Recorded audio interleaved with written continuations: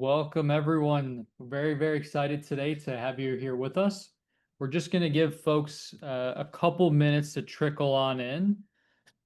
While we're doing that, if you can just post in the chat where you're calling in from and your name, we're going to try to keep this interactive throughout. So please introduce yourself while we just wait for folks to trickle in. All right. Just See giving. some familiar names already. Yeah. Nice.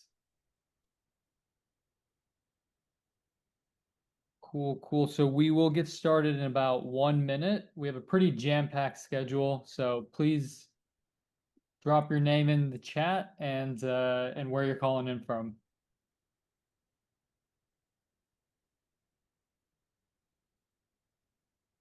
All right.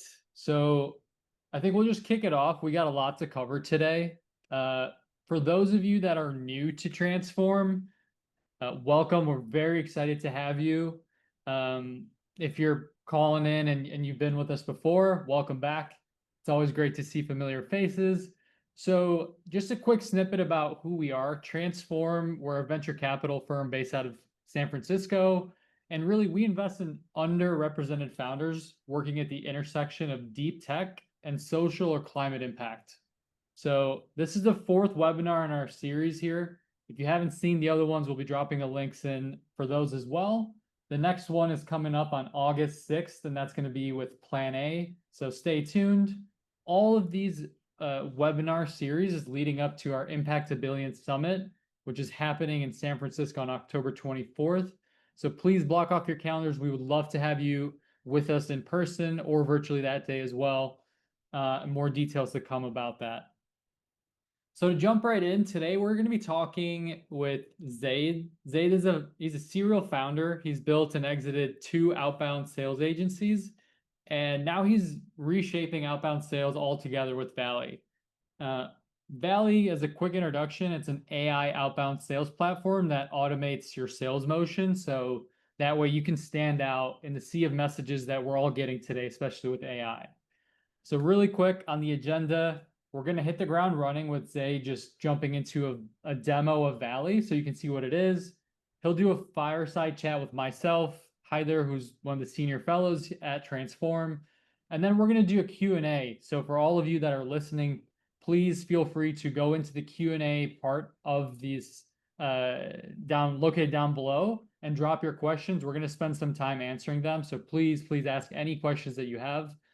And so without further ado, we'll jump right into the demo. And Zayd, as you're pulling that up, can you just briefly share a little bit about who you are and what led you to start Valley, and really in your own words, what Valley even is? Yeah, of course. First off, thank you everybody for joining. Super excited to be here.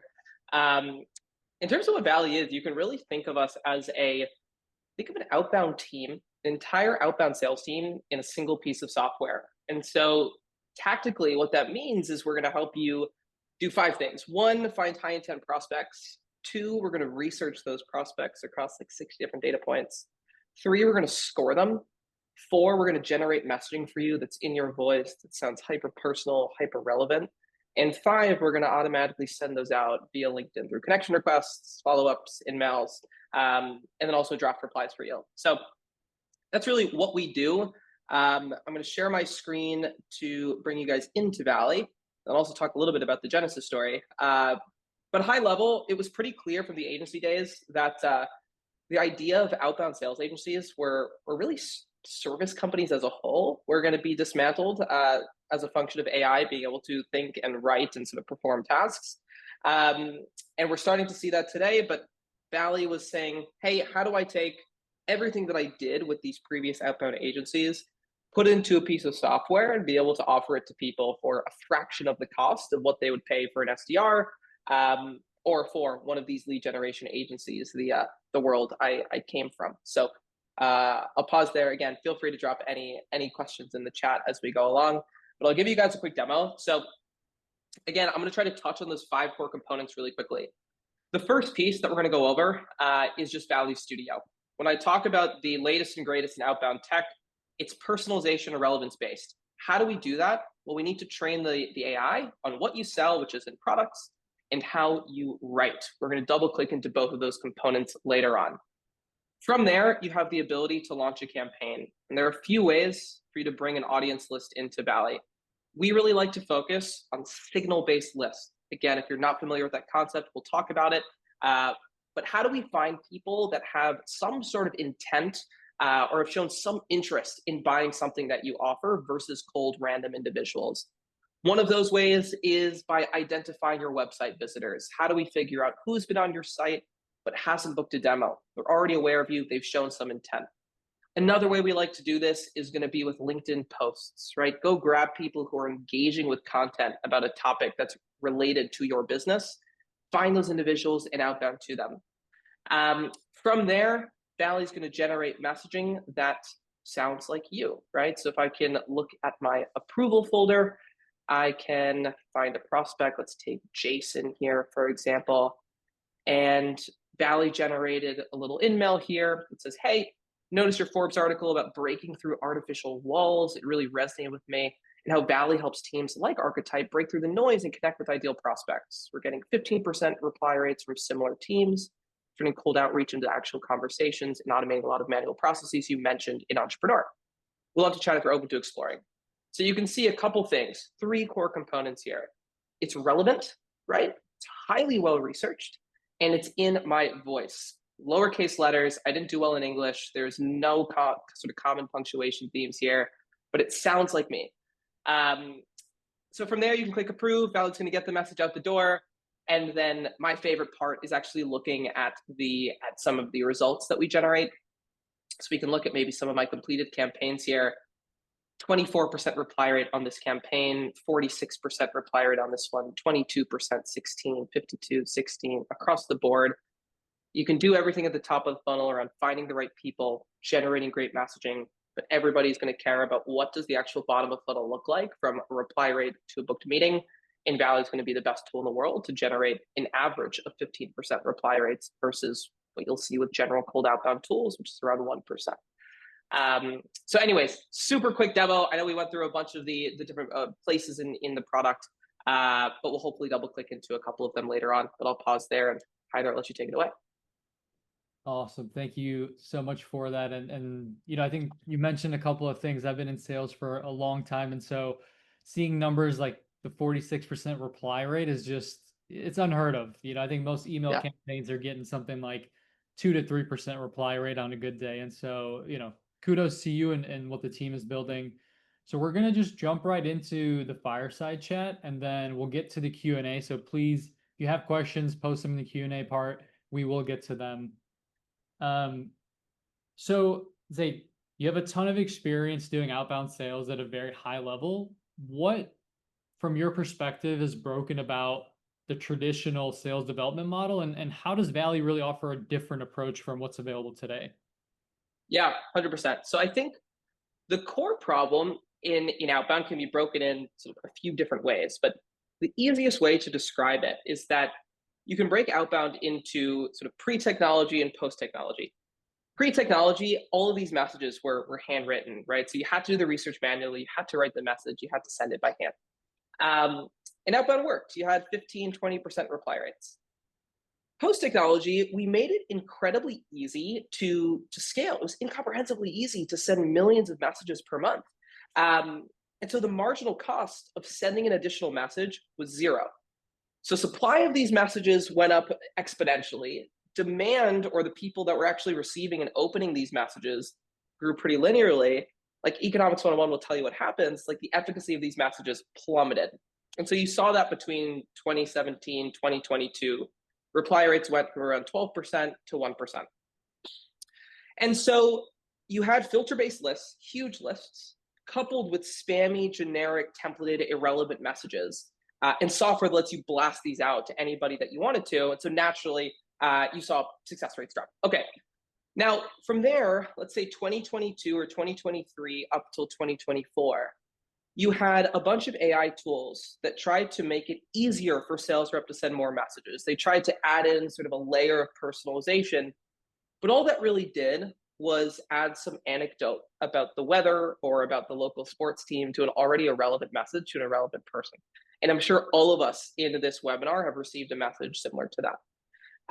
So that didn't solve the problem. It actually made the problem way worse. So the promise that you were told by AI SDRs fixing outbound, I actually think they perpetuated the problem. More messages and just worse content. So now we think about like where we are right now. You have outbound, which fundamentally is the most predictable, the most repeatable, the most affordable, the most scalable outbound channel for a lot of startups. That's completely in the gutter. And so when we think about how you fix that, it's taking a 180-degree different approach to product development. As opposed to focusing on how do we make it easier for sales reps to send more messages, we actually think about how do you make it harder for them to send more messages? How do you send fewer messages as opposed to more? And I think the workflow there is actually pretty simple. We talked about this before, but it's intent and sort of warm outbound based. How do we find the people, the 3 to 5% that are actually in a buying cycle for your product before we even think about generating a message for them? So with Valley, we start at the top of the funnel. What are the signals that matter? Website visits was one. Engaging with your social content is another. Following your company on LinkedIn, hiring for a certain role that pertains to your software, right? If somebody's hiring for a marketing director and you're selling marketing tech, it's probably a good signal that says somebody's interested in investing in that area of the business. There are about 10 different signals that I really like that we can go over. Let's start with signal identification. From there, let's perform research. How can we go and find as much information on the people, the companies, and the industry for each individual prospect? Now, Valley is going to look at about 60 different sources. We're about to extend that to 120 to build this knowledge graph on each prospect. From there, you score them. Let's actually prioritize. Instead of sending a million messages, let's try to figure out who are the likely ones to respond, who are the ones that actually have a problem we can solve. And then finally, based on steps 1 through 3, let's generate a message based on all the data that we have. What problem are they facing? What were they posting about on LinkedIn? What did their CEO say 6 months ago when it came to company priorities this year? What did their 10K say? If they're filing, what did the S1 say? Let's build something that's actually relevant and catered to them. And then we could finally send that out via a connection request, an email, an in-mail, whatever it may be, and then run a conversation with those who respond. When you have that workflow, you're probably going to send a tenth of the messages that you sent before, but they're going to be sent to the people who are actually likely to reply. And that's why you see a 48% response rate versus 1%. So that's what I think the future of outbound looks like. Let's send 20 messages and get 10 replies, as opposed to a million and get 10. So yeah, I'll pause there. Happy to answer any questions on that.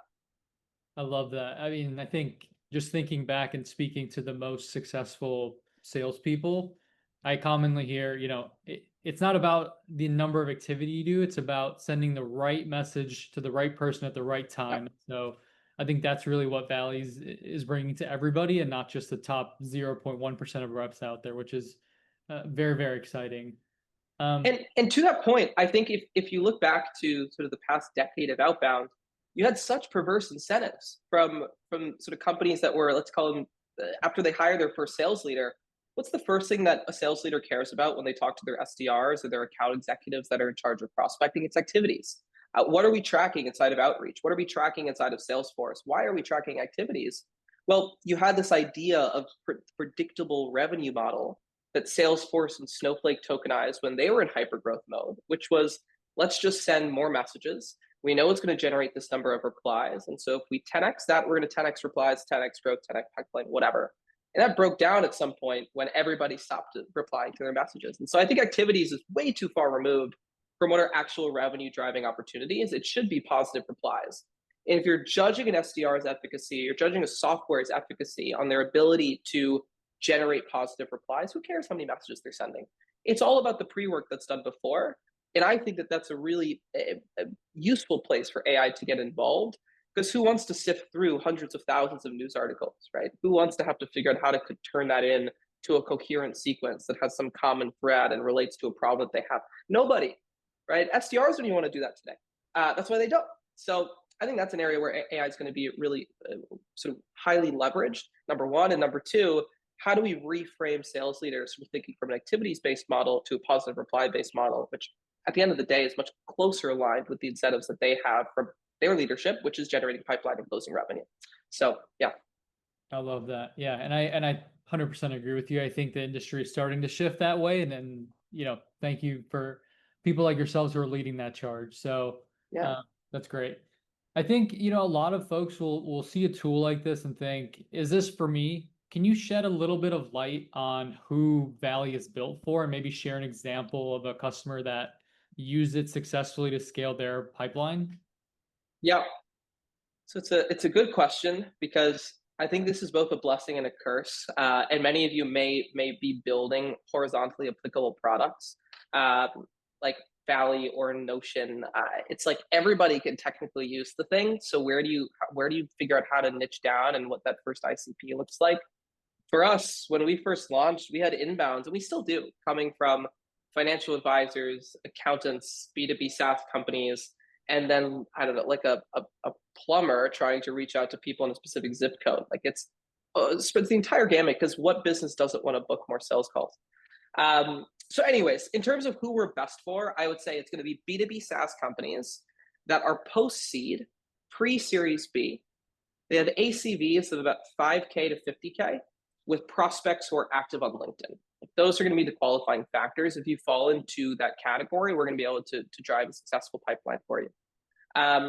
ICP2 for us is the lead generation agencies. So I actually like to sell in to sort of the industry that I came from.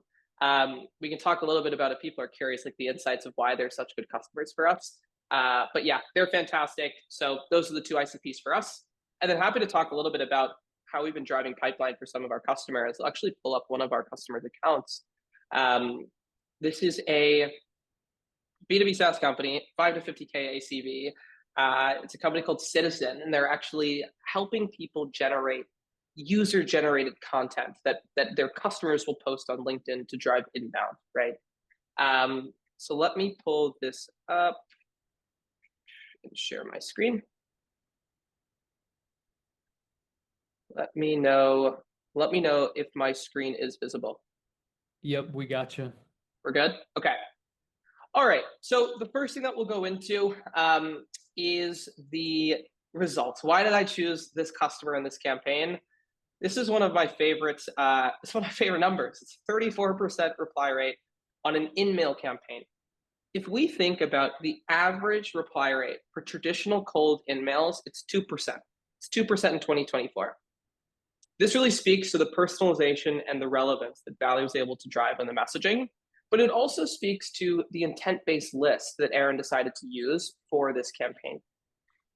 So the first thing we'll look at is products. Like I mentioned, Valley does not send any hi first name, I saw you work at company name type outbound sequences. Everything we generate is hyper-specific and hyper-tailored to the person that's receiving the message. So what Valley needs to understand is what it's pitching and how it needs to write, how it needs to speak. So piece one is going to be the product. All you need to do is paste in your website URL, and Valley is actually going to help you craft, one, a description of your business, two, your ICP in very brief and specific terms, three, your value propositions, your pain points, and your proof points. Now, you can edit any of this if you'd like to. A lot of customers actually come to Valley and say, hey, I've never seen my value propositions articulated so clearly, so I'm going to keep it. But if you want to edit, you want to add, you can do whatever you'd like. Piece two is going to be writing style. Now, this is something that we take very seriously at Valley. I find that a lot of AI tools will give you sort of 4 different vectors for writing style: casual, direct, funny, and formal. And all of them sound like shit. They all sound like AI generated muck. And so at Valley, we think, how do we actually create a system that is malleable enough to understand the way that the user wants to communicate or would communicate if they were doing it manually? And how do we replicate that as closely as possible, the highest fidelity as possible? And so you're going to have do's and don'ts. Imagine that you took out a sticky note and you jotted down notes on how you write, and you handed that to your newly hired BDR or SDR. It's exactly what you're doing here. So you can see a couple different instructions that Aaron gave for his writing style here. We also offer templates. So if you click on Valley, you'll see some metrics that we were able to drive with our personal writing style. If I click Use Template, you're going to see all of our instructions in here. Use these words and phrases. I tend to use LMK, stoked, grateful, sprinkled in between some of my messages. Common words and phrases are a great way to sound human. I use lowercase letters. I use dashes instead of commas, all in the hopes of having some sort of pattern interrupt, right? People are so used to having these corporate sounding jargon filled messages on LinkedIn. If you have to do something as simple as use lowercase letters or a dash instead of a comma, it adds some humanity to the message, right? And then the don'ts, very simple. Don't use jargon. Don't sound like a salesperson. Don't use an old company name. Some of the issues that people have had with other personalization tools is if somebody has their first and middle name in the first name box of their LinkedIn, it's going to say, hi, Zayd Syed, right? As opposed to hi, Zayd. And Valley's going to be intelligent enough to obviously just include my first name. So that's going to be piece two, right? Writing styles. Now, from there, what Aaron did for this campaign is he didn't just use a traditional cold list of prospects. What he decided to do was use a high intent list of prospects. And he pulled prospects from a LinkedIn post where he knew his ideal customers were hanging out and engaging. So let's take a look at this post. Again, he likes to sell into early stage startups. And so what he did was he went to Gary Tan, president of Y Combinator's LinkedIn, and pulled a post. Can you guys see this LinkedIn window or no? Is it still showing Valley? We can see the link. It's loading right Okay. now. Okay, perfect. Let's see if it actually will load for me. Doesn't seem to want to connect. There we go. So he went to where his prospects are hanging out. Now, this is a principle that we use internally. We'll go to some of our competitors, other AI SDR tools, other linked automation tools, and take prospects who are engaging with that content or just general sales outbound influencers. But Aaron said, great. I know that early stage founders are all religiously following Gary Tan. We can see this post went viral, about 1,900 reactions. So all he had to do was copy the link to this post, and he brought it in, and Valley scraped everybody who engaged with this post. From there, Valley decided to score them high, medium, and low fits. Obviously, I'm sure that some irrelevant individuals engaged with this post, especially since it went viral.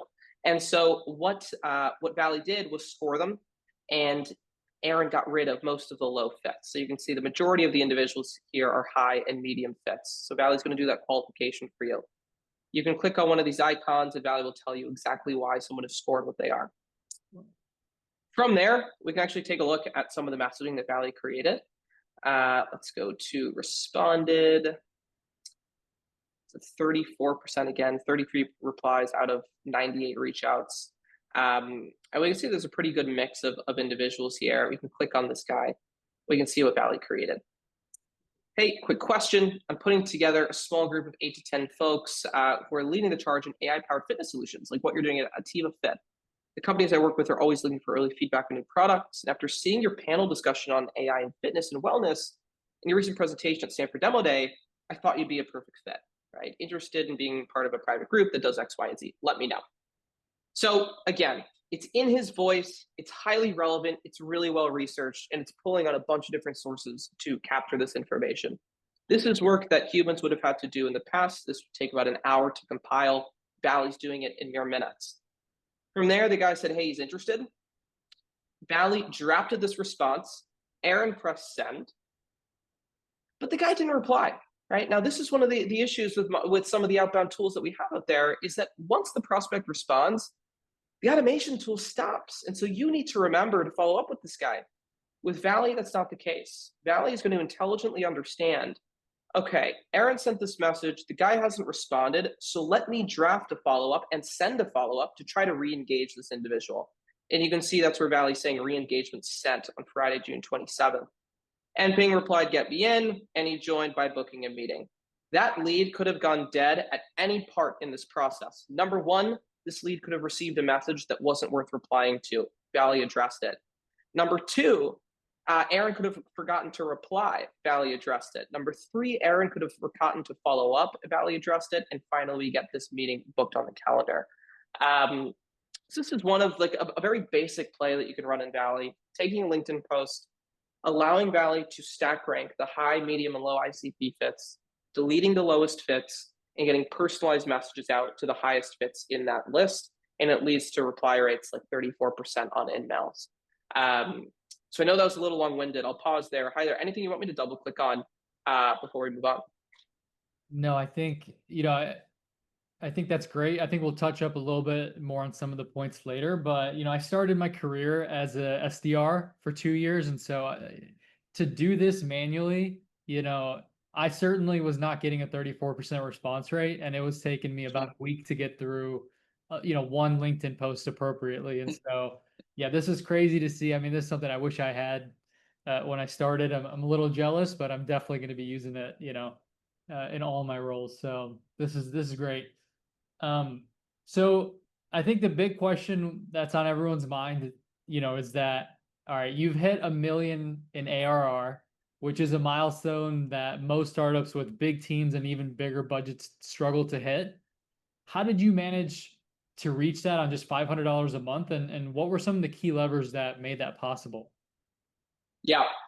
Okay. So we'll go into some of the tactics, but before we go into the tactics, because we can talk about tactics all day, I think there are really sort of three tailwinds that you need to get right to have any chance of hitting 1 million in ARR. Number one is you need a painkiller instead of a vitamin, right?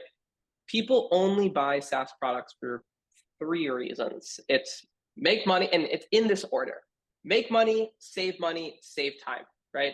To have the highest likelihood of getting traction, you need to be as close as you can to helping the customer make money, or save time. And there's a pretty sizable gap between make money and save money in the or stack ranking of how people decide to buy software. So that's number one. Think about where your product fits into that whole landscape. Number two is important and urgent problem, right? You want to solve the most important and urgent problem that is keeping your customer from either making money, or saving time. Think about, for example, a financial advisor. What's the biggest bottleneck that allows them to get more clients and to make more revenue? A freelance designer. What is the biggest bottleneck allowing them from designing quicker and allowing them to bring on additional clients? Get as close as you can to the most important and urgent problem, because that's where you have the highest propensity to pay. Companies that do that will really struggle to not get traction if they can do that well. And then number three is a great market and a clear why now. I can't remember who initially said this, but shitty market, great team, market wins. Shitty team, great market, market wins. Market always wins. You have to find the right wave to ride. And I think a really good litmus test for this is ask yourself, what happened in the last 3 months that enables my company to be built now versus 3 months ago? And I think pre-AI, you could have said what happened in the last year, but because things are moving so quickly, I shrink it to 90 days. What has happened in the past 90 days that allows my business to be made now and not before? All the greatest companies had this very clear answer. Uber, it was the sort of availability of GPS, accurate GPS signals on iPhones. Instagram, it was everybody had a pretty decent camera in their pockets that allowed them to create a social network around sharing photos. Valley, it was the we're not in that pantheon of companies yet, but it was the advent of LLMs that were able to ingest a ton of information, larger context windows, and actually spit out information that's or writing that sounds human. I think we were early on that wave, since LLMs weren't quite there in sounding human, but we knew that they were going to get there. But have a clear why now, ride the right wave, focus on ensuring that you're in a market that is going to allow you to get 49% of decisions wrong. As long as you get 51% of decisions right, you will win, because that's what a startup is, right? So before you get into tactics, think about those three things. Now, if we want to get into tactically, what do you do to get from $0 to $1 million a year in revenue? We're going to focus on a couple things, first on inbound and then on outbound. And so the stack that we used consisted of a few tools. Number one is Phantom Buster. Number 2 is Riverside. 3 is Claude. 4 is Beehive. 5 is First Promoter, and 6 is Opus Clips. I'll go through that one more time. Phantom Buster is going to be for LinkedIn scraping. So this is before we had scraping technology inside of Valley, but it has many different ways that you can scrape LinkedIn for data. Riverside is going to be a sort of podcasting software. It records great videos, high quality transcripts, and we'll talk about why you're going to want that in a second. Claude, obviously everybody should be familiar with that. Great LLM, so ChatGPT competitor. 4 is Beehive. It's a newsletter product, best in the business. A lot of people will use Substack. I've been moving over to Beehive. We're a huge fan of Beehive. First Promoter is affiliate and referral software. And then Opus Clips helps turn long form videos into short form bio clips that you can use on different social platforms. So through those 5 or 6 tools, you can run a pretty sort of high quality inbound lead generation funnel through LinkedIn written content, LinkedIn video content, YouTube Shorts, and a newsletter. And so we'll go into each step. So number 1, what worked for us, and again, this is speaking for us, we're selling to people who have 5 to 50K CVs, they're active on LinkedIn. This is how we did it. But I think if you fall in that category, this playbook is highly repeatable. So number 1, use Phantom Buster to scrape the posts of 10 other founders, creators, or leaders in your space with great content. Focus on finding those people who are actively going viral in your niche and scrape their 10 highest performing posts. From there, you're going to want to add all of that into a Claude or ChatGPT project and ask it to find common hooks, topics, post patterns, niches, writing styles, any analysis or trends or patterns that it can glean. Try to pull that out of one of these LLMs. I think that sort of Claude Sonnet 4 is fantastic for this. O3 is probably equally as good in terms of finding sort of analyses in high performing posts in your niche. From there, you're going to want it to create a very detailed report on your tone or the tone of those posts, your company, context, hooks, topics that it could be using, general formality. And then ask it to create 100 questions that will help you craft similar content to the content that's already performing really well in your niche. From there, every 2 weeks, record a podcast with a team member. They should be interviewing you as the founder and CEO, and you should use Riverside to do this. And so you're going to get really great content, again, transcripts, videos, etc. So what you've done is so far, you've figured out what are the hooks and topics that work for your target audience. You have proven proof points that they work. You've trained an LLM on your company context and the content that is hyper performant, and you've had it generate questions for you. And then every 2 weeks, you're going to do a recording where you're answering these questions. 10 to 15 every 2 weeks. Okay, from there, add the video to Opus Clips. It's going to cut and splice these videos up for you to use on YouTube Shorts and on LinkedIn videos. It can generate about 30 clips in 10 minutes, really low lift. And then you are going to take the transcript and create written form of content that you're going to post on LinkedIn 5 days a week. You're also going to turn that into company updates that you can send out via a marketing sequence to anybody who submitted a form on your site or any of your current customers. And then lastly, you're going to turn these insights from the content interview that you did into a newsletter that you're going to send out to a slightly wider audience, right? Maybe these are people who submitted their email on your website, but they're looking for insights on how to win in whatever niche you're operating in. So you can do all of this from a simple 45-minute content interview on Riverside. You can create content for YouTube, LinkedIn, marketing sequences, and a newsletter by running a pretty simple AI flow, and you're going to rinse and repeat. Now, that's what got us from 0 inbound demos per week to about 30 inbound demos per week. And we didn't really do anything else. We didn't do any paid advertising. I never went to any conferences and spoke.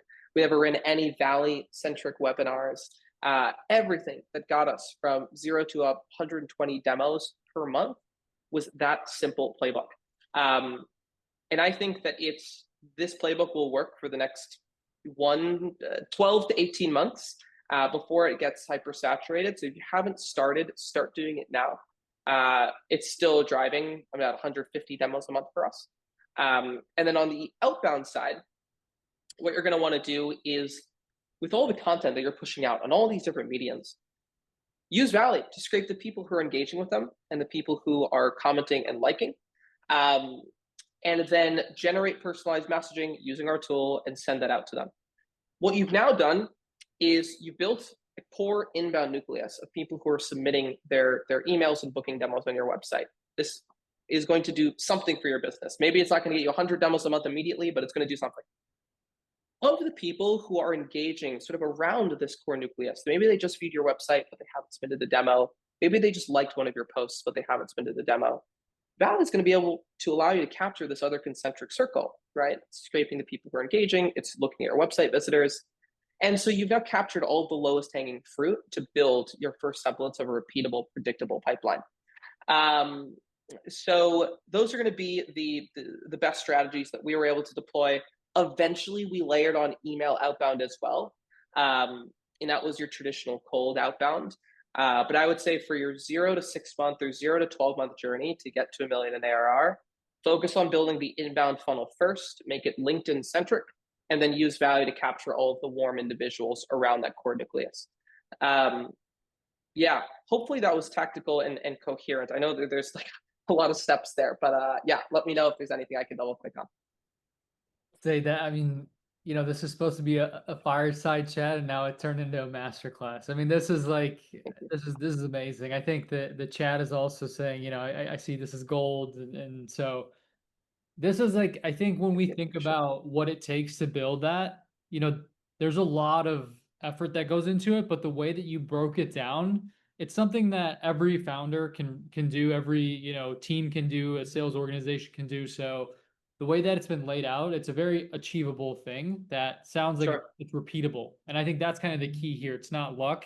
It's something that you thought about and created the systems for. And so I love that. That's incredible. And thank you for sharing the game with us.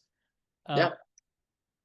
So we've talked a lot about what you should do. Can you maybe talk about some of the mistakes that you see founders or sales teams make with outbound, and maybe what they should do to correct that? Yeah, this is actually one of my favorite questions. So I think the biggest issue, and we've seen this with customers who come to Valley, and the ones who see success and the ones who don't see success. The ones who don't see success have not figured out, they haven't done the pre-work. They haven't figured out positioning and how they want to sell their product. And I think we struggle with positioning for such a long time, but I think it's a very tricky thing because there's a weird definition of what positioning is and how to tactically actually define what your positioning is. So one of my favorite frameworks is from April Dunford. And she has this 5-step framework to really understand how to tactically understand where your business falls in the market. And if we have time, I guess, yeah, I'll go through this quickly. But I want to go through these 5 steps. I think it's really important to explore this prior to thinking about outbound. So number one, when you're thinking about where your company is positioned, the first thing you want to do is think about your competitive alternatives. Question number one, if I didn't exist, what would my customers do? And so for us, it was manual LinkedIn prospecting. It was hiring 4 or 5 SDRs to run this workflow manually, using basic LinkedIn automation tools or other much more expensive AI SDR tools, or potentially combining signal detection in outbound tools and like creating this really complex workflow. Those are the other options that existed for people pre-Valley. Okay, so now that's been defined, let's think about step 2, which is what are your differentiated features and capabilities? What do we have that the alternatives don't? So again, I'll ground this in Valley. I recommend everybody do this for their own businesses, but our unique capabilities include deep AI research, right? We can analyze company, individual, and industry data far deeper than anybody else. Custom message generation, right? We write better messaging than anyone else. We're focused on quality. We're not focused on quantity. And then having the research plus the messaging combined into a single tool, executing it under one roof, are going to be sort of those unique features and capabilities. All right, so now you know your competitive alternatives, you understand your unique features, differentiated features and capabilities. The next is value for customers, right? So what? What value do these capabilities actually enable? And for us, they're numerous. You've got sort of 10x better results when it comes to reply rates and acceptance rates. You have account safety, you have higher quality pipeline, you have massive cost savings, you have massive pipeline generation opportunity, and immediate impact, no 6-month ramp time. So, okay, no, it's going to be the why do people care? Sort of what's the value that we're giving for customers from those differentiated features and capabilities. Step 4 is your target customer segmentation. Now that you know what the unique value is that you provide, who cares a lot about that value, right? Think about who actually will want that thing. And for us, it's the B2B SaaS companies who are sales teams between 3 to 25 reps. Once you get over 25 reps, there's a bunch of enterprise BS you have to deal with. Under 3 reps, you're not really going to see a lot of that time saving compound across an organization. So that's our sweet spot. LinkedIn is the primary prospecting tool. They're going to care a lot about the fact that we can automate on that channel safely. They need to have high value deals. Somebody who's selling a $29 a month piece of software isn't really going to see a lot of benefit from a $500 a month tool like Valley. But if it's 10K ACVs, you're immediately going to see some ROI. And then potentially companies who are burned by previous LinkedIn tools will see value from us. So now that you understand who is going to see the most value from this differentiated feature set and value set, step 5 is the market category. What context makes our value obvious to our target customers? And this was something we struggled with deeply.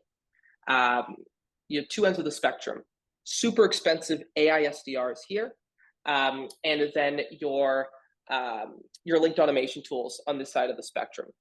We generally lost in this arena, but we always won in the linked automation arena. So it's very clear that if we played in the linked automation category, we were going to win deals 9 times out of 10, and the only time we lose is because we're expensive. And so we decided that's going to be the category we play in. And through that whole exercise of understanding these 5 core steps, we got ourselves into a position to really understand who we're selling to, what the differentiated value is, why they're going to care, and how to build an outbound message and an outbound system on top of that. So anyways, I can send over like a short playbook that I wrote on sort of how to do this productively, and it really just takes an hour or 2 hours. But yeah, that would be the biggest mistake I think people make, is not figuring out the positioning. Do that first, and then you can succeed in outbound. Awesome. Yeah, please do send that. I think the folks would love the playbook. I would love that for myself as well. So I read pretty much everything that you put out these days. So Yeah. please send that through.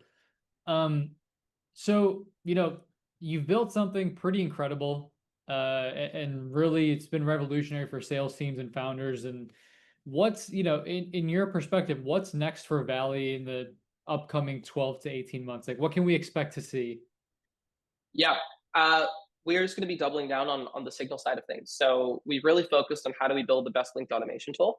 Now, obviously, that's a core focus for us. Next step is going up funnel into how do we combine more intense signals into the product. We really want to be like the warm outbound tool for LinkedIn, and like that's where people come to us for that.